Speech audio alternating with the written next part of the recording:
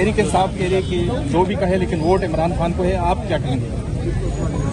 लेकिन हर सियासी जमात को ये हक है वो कोशिश करे, वो दावे करे, लेकिन जो ग्राउंड रियलिटीज़ हैं वो ये बताती हैं कि पीपल्स पार्टी की मकबूलियत जो कराची में वो बड़ी है और हमने पिछले कुछ वर्षों में कराची में अच्छे खासी डेवलपमेंट के काम किए और लोगों को मुश्किल और मसाइल जो हैं उनको हल करने की कोशिश की है। माजी में कराची के इंतखाबी नताइज जो हैं वो आज़ादाना नहीं होते थे, मुख्तलिफ तौर तरीक़ों से उन पर डाका पड़ता था, नताइज तब्दील होते थे, जाली वोटें रह जाते थे, हारे हुए जीत जाते थे, जीते हुए हार जाते थे।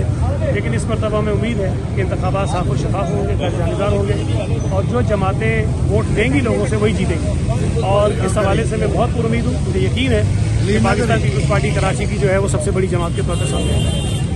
जी